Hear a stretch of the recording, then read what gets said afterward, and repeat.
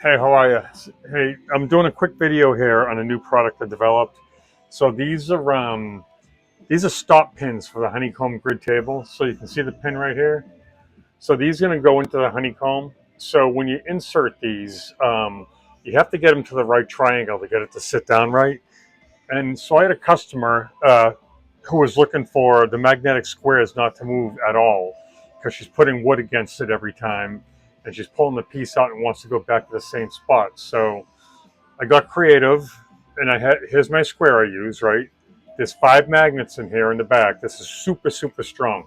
So I'm going to bring you back over here to the grid table, and I'll show you how it operates right now. So here's a honeycomb grid, right? So what I like to do is put this against the edge first. So the edge has a square line right here. It kind of hits against it. You can see I can't move that. This square is super strong.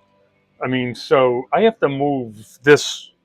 It takes effort, but if I put something against here every time, it may move slightly if I don't hold down on this.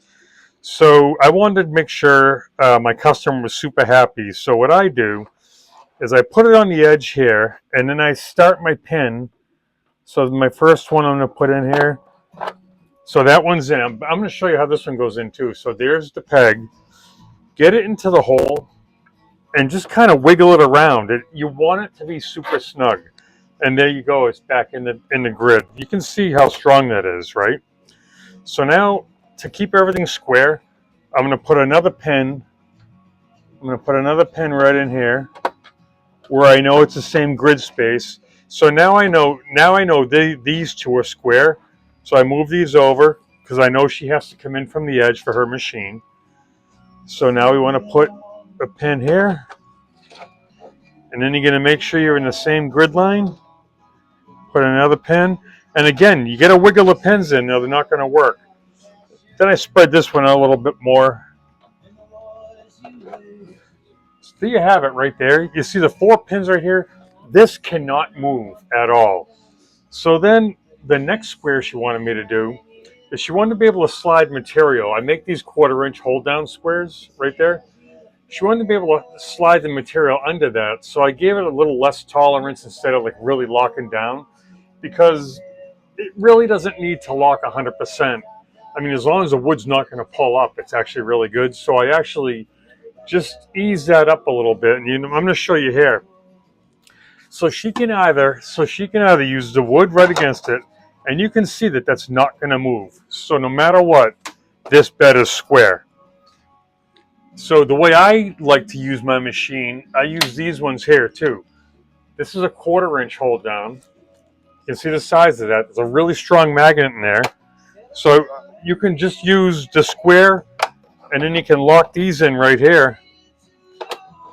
Lock that in, and that's going to keep your wood exactly where it needs to be. And if she wants to, or anybody wants to pull it out, you just move this stuff right here, sand your wood off, whatever you want to do. You can put it back in the same exact spot.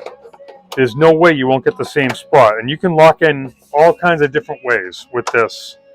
Or you can see the like a utilitarian for all this stuff. When I do engraving, I use all my squares. So there's the hold down, right? So now, if you want to make sure you're held down in that corner, like if you have a really warped piece of wood, you can throw this square in, right?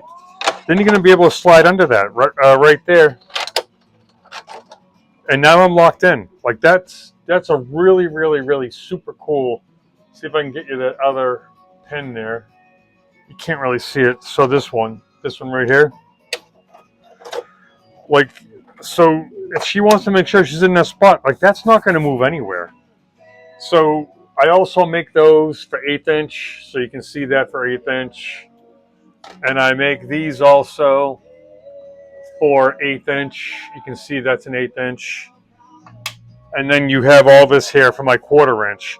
So another way I do stuff also, if you don't want to use the big square right here, you can always put these in too. So can you see that? I'm going to move you around. Yeah, there you are.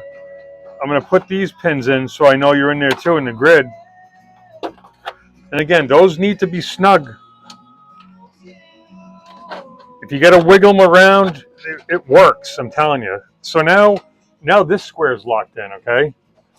If I need a little more room, every time I go in there, I like the big square better, I must say, because that does kind of wiggle a little bit.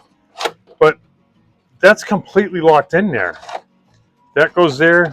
That goes there. That's not going to move. You can put pieces in the same spot every time. I also make these. I also make this square with a lip on it to hold down also, but that's a big piece to slide under. I know if you need to hold something down really good, that works really well. And you can always turn the square over and it works without the edge. So yeah, and then I do, so if you want to do a double hold down, this is 1/8 inch, but if you want 1/4 inch, you throw that in the corner right there, and that's completely held down. So you can see how useful all my squares are. So I'm going to start producing as a kit. But like I'm going to do this, I'm going to do some pins, I'm going to do 4 or probably 4 of each of these. I'm going to do a whole kit price. Maybe I can get some people some better pricing on that stuff. But you can see all these are awesome. They're strong as heck too. And again, here's our new stop pins, and that's what I'm going to call these. I'm going to sell these, I think, a bag of 10 for $10. I think that'll be a good price. But these are invaluable. You could also use these to hold down leather. You could also use these.